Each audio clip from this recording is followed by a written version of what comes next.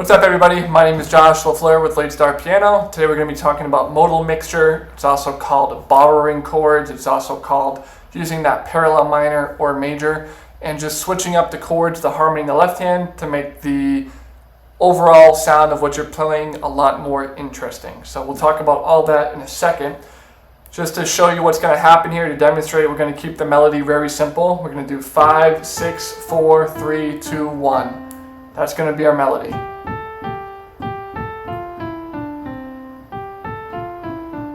In the left hand, we're going to keep it pretty simple. We're just going to be playing diatonic chords to C major because that's what we'll start with in this key. And so this requires that you know your scales. There's C major and C minor. So if you know those two scales and you feel comfortable moving around them, then you can kind of use this for this particular key. So what it'll sound like is we'll start off just using only diatonic chords, so only chords that belong within C major. And then the second time we do it, we're going to kind of mix and match from chords from C major to chords from E minor. And so on and so forth. So let's kind of get into it just so you can see this.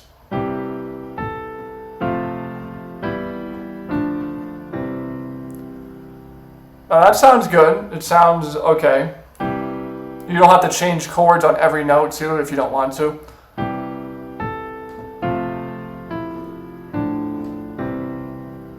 Right? It sounds good. It doesn't sound terrible. You're not doing something like where that just sounds completely wrong, right? I mean, it sounds okay. You're using all the diatonic chords.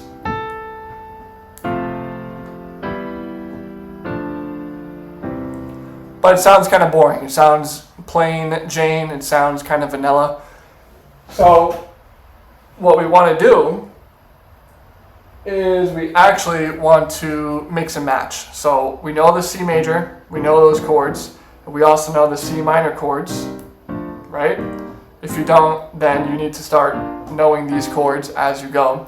But we can change. We can change them to make it sound a little bit more interesting, whatever it is that you're playing. So we'll keep the melody, 5, 6, 4, 3, 2, 1, still the exact same thing, but we're going to change up maybe one chord in the left hand just so you can hear the difference. So here we go.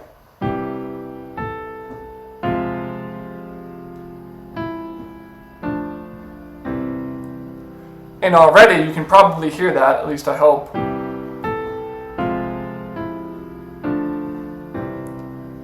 And before we had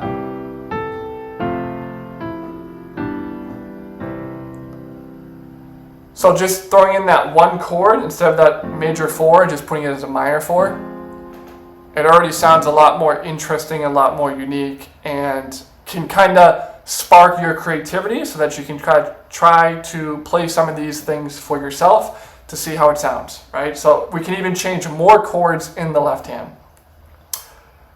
And I'm going to keep the right hand the same, and then we're going to talk about why it doesn't sound too good afterwards. So just as a heads up.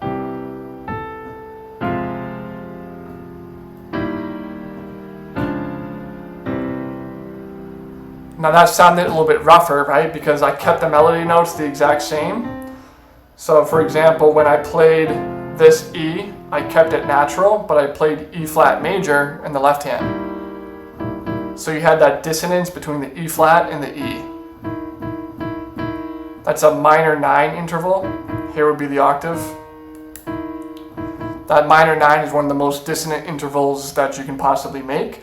So if you're getting really creative with this and you're changing a lot of the chords in the left hand for whatever melody you make up, make sure that you're also changing the right hand melody to reflect so that the harmony and the melody are in sync. Otherwise, you're going to get that tough sound. So if we actually change the melody so it matches,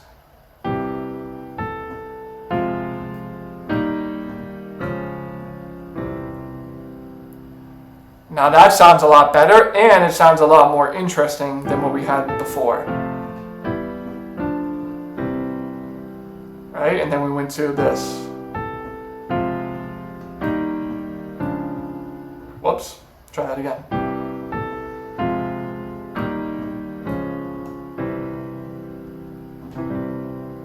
right? It's cool to play around with. It's cool to kind of unlock that creativity.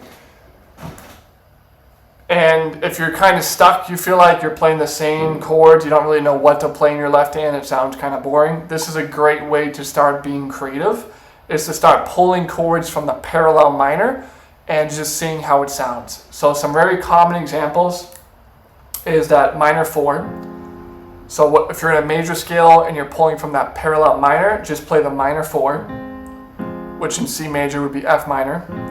You can also do the flat major 7, which normally in C major we have this B diminished, but you can change it to B flat major, which would sound pretty interesting as well. We'll change the melody slightly so you can hear it. Something like that.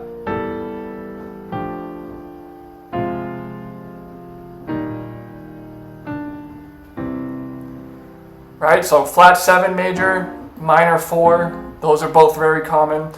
You can also do the flat major 6. So in C major, 1, 2, 3, 4, 5, 6. That would be A normally. If we want to do a flat major, we play A flat major.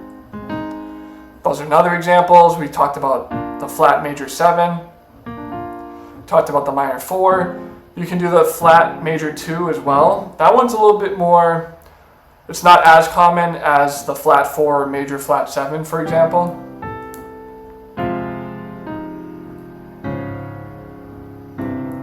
But you can definitely still use it if you want to just add a little bit more creativity.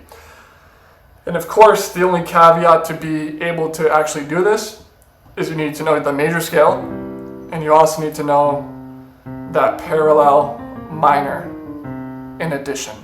So we can take this through another key just to show you. We can play this in D major as well. So keeping that same number, 1, 2, 3, 4, 5, 5, 6, 5, 6, 4, 3, 2, 1. So same exact melody using those numbers. 5, 6, 4, 3, 2, 1. And we'll keep it diatonic for now. So 5, 6, 4, then we'd have that 3, 2, 1. And that actually should have been F sharp minor. So one more time.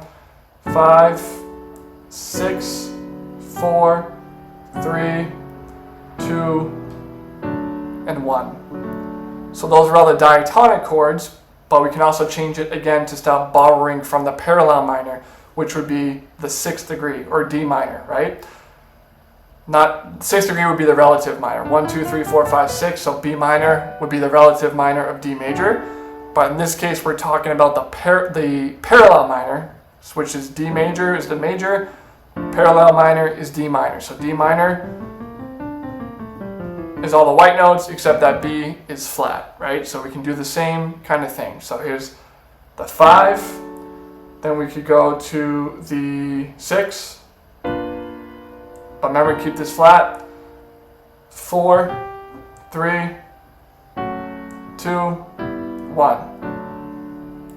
Something like that. So one more time. We could do the 5, 6, 4, 3, 2, 1. Right? And it's pretty interesting. Not everything you play is going to sound perfect, and that's why this is a fun experiment, because you can really play around with different harmonies in the left hand. You can make up different melodies. Maybe you want to do 5, 6, 4, 3, 2, 1.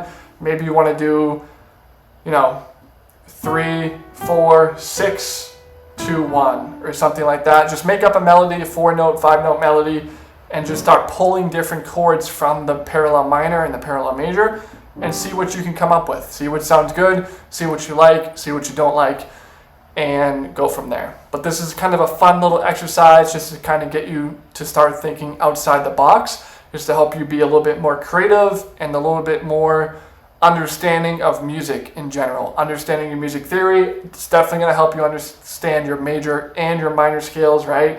And all the notes that belong to those. And then you also can be working on your chord inversions. You don't have to play everything in root position every time.